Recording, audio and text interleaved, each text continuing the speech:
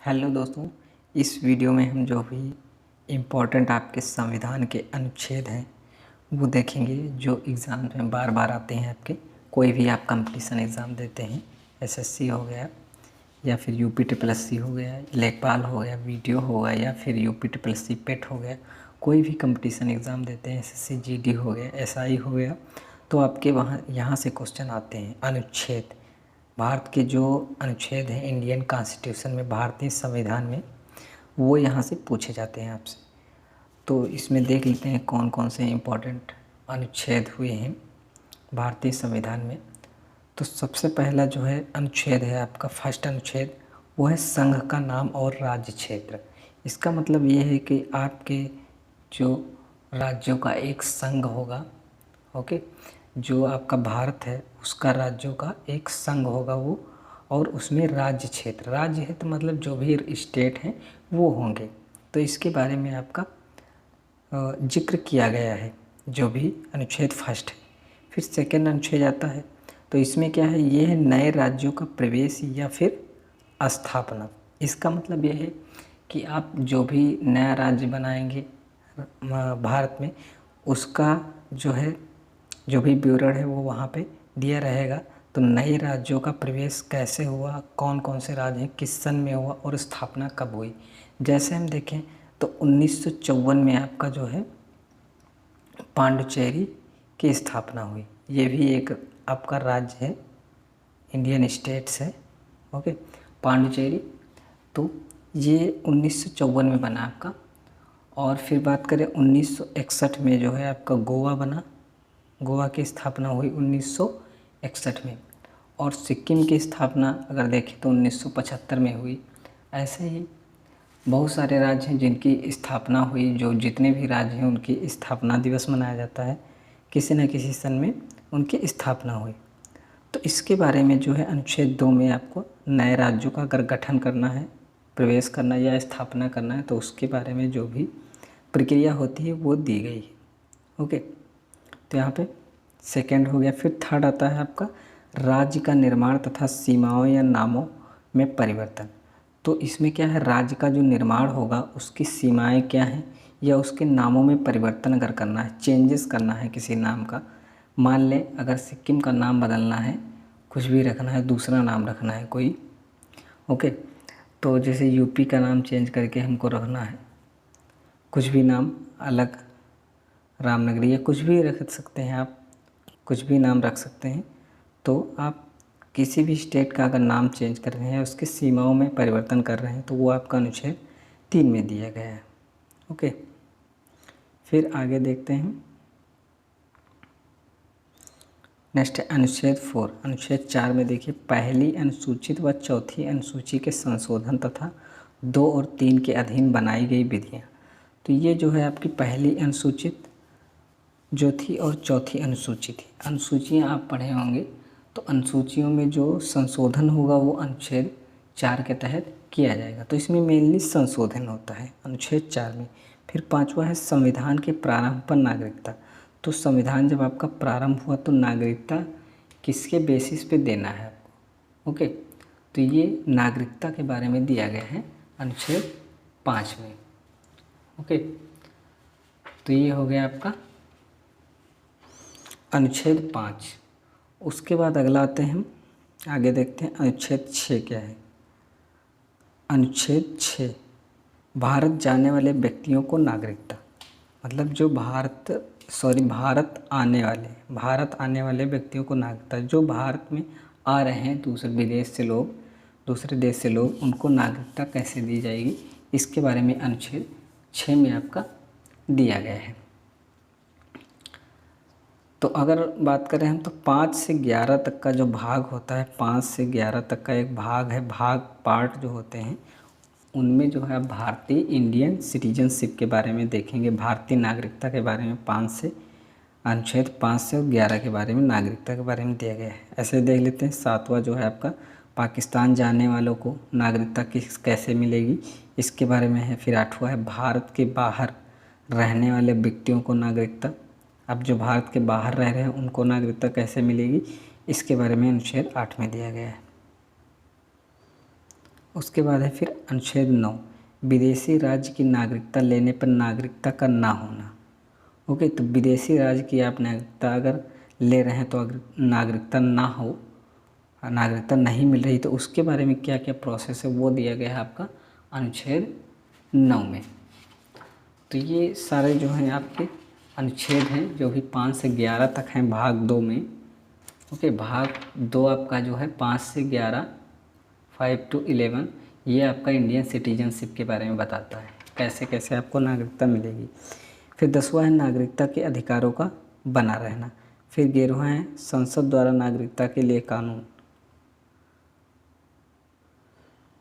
तो ये आपका 11वां है संसद द्वारा जो नागरिकता के लिए कानून का विनियमन है उसके बारे में दिया गया है। फिर आगे आ जाते हैं जो आपका अनुच्छेद 12 है, ये क्या बताता है, ये राज्य की परिभाषा बताता है। जो आपका राज्य है, स्टेट है, उसकी क्या परिभाषा होगी उसके बारे में ये बताता है अनुच्छेद, कौन सा अनुच्छेद आपका 12। ओके, फिर आगे देखते हैं हम अनुच्छेद 13 क्या है, मूल अधिकारों को असंगत या अल्पीकरण करने वाली विधियाँ। ये आपका अनुच्छेद 13 है, ज़्यादा इम्पोर्टेंट नहीं लेकिन याद रखिएगा, मूल अधिकारों के लिए इम्पोर्टेंट है, याद रखिएगा। फिर 14 जो है बहुत इम्पोर्टेंट है, ये बहुत बार एग्ज़ाम में पूछा जाता है, विधि के समक्ष समानता, ये बहुत पूछा जाता है आपका अनुच्छेद।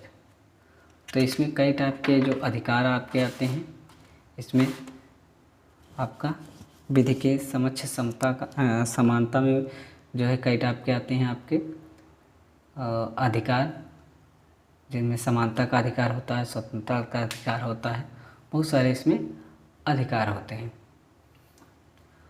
और ऐसे ही हम बात करें तो आगे देखेंगे, इसके बाद 14 अनुच्छेद हो गया, उसके बाद देखते हैं और कौन से हैं।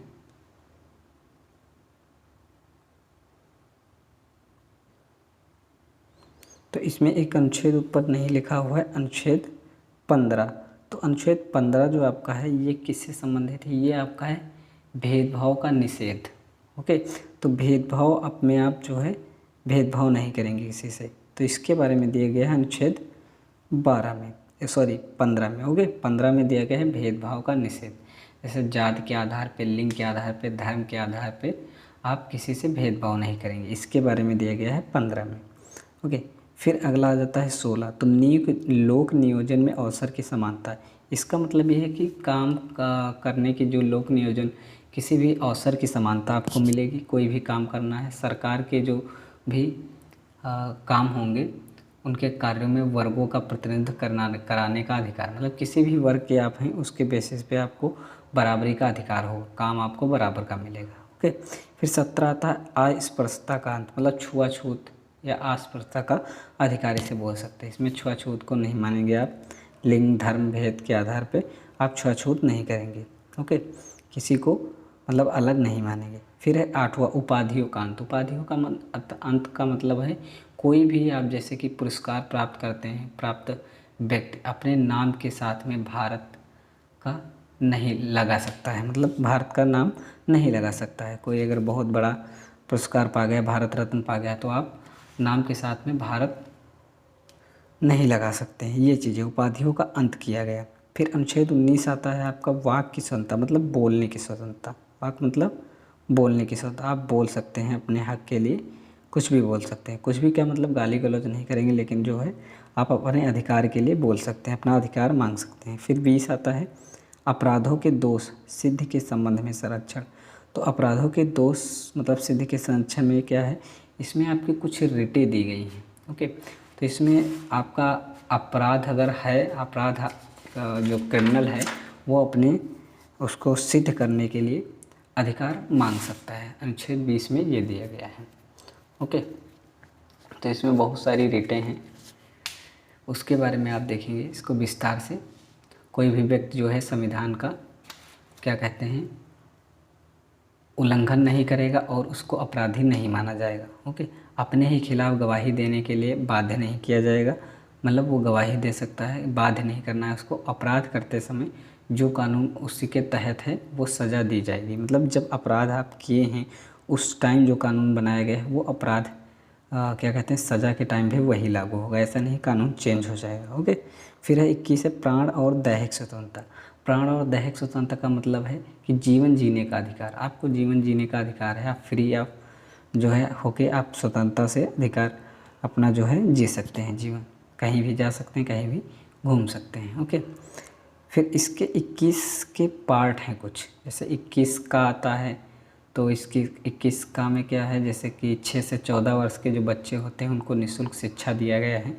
ये आपका 86वें, एक मिनट लिख दे रहा हूँ, 86वें संविधान संशोधन, मतलब 86 जो संविधान संशोधन हुआ था, अमेंडमेंट हुआ था इंडियन कॉन्स्टिट्यूशन में 2002 में, उसके तहत इसको जो है जोड़ा गया था। 6 से 14 वर्ष के जो बच्चे हैं उनको निःशुल्क शिक्षा 21 का में। फिर अगर बात करें 22 में, तो 22 में क्या है, कुछ दशाओं में गिरफ्तारी और निषेध का संरक्षण, मतलब आप जो है अगर आपकी क्या कहते हैं गिरफ्तारी हो गई तो उसको निषेध का संरक्षण है, आप उसके विरुद्ध जो है अपना क्या कहते हैं 24 घंटे के अंदर आप न्यायालय में प्रस्तुत हो सकते हैं, अपने पसंद का वकील भी रख सकते हैं, ये सारी चीज़ें आपको छूट मिलती है। और कारण बताओ, मतलब कारण आपको बताना है, कारण बताने का आपको अधिकार है, ये 22 में दिया गया है। ओके, फिर आता है आपका 23 अनुच्छेद, तो 23 आता है आपका शोषण के विरुद्ध अधिकार। ओके, ज़बरदस्ती आप किसी से मतलब कुछ कार्य नहीं करवा सकते हैं। ओके, फिर 24 में है 14 वर्ष से जो कम बच्चे हैं उनको, 24 में आपका है 14 वर्ष से जो कम बच्चे हैं उनको कारखानों, कंपनियों या होटलों में नियुक्त निषेध है, मतलब उनको ज़बरदस्ती आप नियुक्त नहीं कर सकते। जो 14 वर्ष से कम हैं उनको काम नहीं करना है, उनको कोई रख नहीं सकता, अगर वो पकड़े गए काम करते जो भी मालिक होगा वहाँ का वो पकड़ा जाएगा। ओके, तो ये सारी चीज़ें हैं, बाकी और भी अनुच्छेद हैं तो वो हम नेक्स्ट वीडियो में करेंगे। यहाँ तक आप देख लेंगे जो भी थे, इनके बारे में आप विस्तार से पढ़ लीजिए, ये इम्पॉर्टेंट हैं और हर एग्ज़ाम में यहाँ से क्वेश्चन आपके बनते हैं। और एक क्वेश्चन है आपका इसमें कि अभी हाल ही में जो है किस राज्य में जो है 125 फीट की BR अम्बेडकर, भीमराव अम्बेडकर जी की जो है स्टैचू, मूर्ति स्थापित की गई है, वो कौन सा राज्य है आपको बताना है। ओके, किस राज्य में, और उस राज्य के CM का भी नाम बताना है। दोस्तों ये बताइएगा, इससे याद रहेगा आपको एक क्वेश्चन। 125 फीट की, अभी जो 14 अप्रैल को आपका भीमराव अंबेडकर जयंती थी उसके उपलक्ष्य में वहाँ पे उसी दिन वहाँ पे जो है 125 फीट की स्टैचू इस्टेब्लिश की गई, स्थापित की गई है और ये काफ़ी टाइम से बन रही थी। ओके, तो वो कौन सा राज्य है और उसके जो है मुख्यमंत्री ने स्थापित किया, उनका नाम क्या है। ओके, इतना बताना है आपको कमेंट बॉक्स में। ओके दोस्तों, मिलते हैं नेक्स्ट वीडियो में, और अगर चैनल पर नए हैं तो चैनल को सब्सक्राइब करके जाइएगा, क्योंकि यहाँ से आपको कुछ ना कुछ इन्फॉर्मेशन ही मिलेगी। Okay, thanks for watching my video.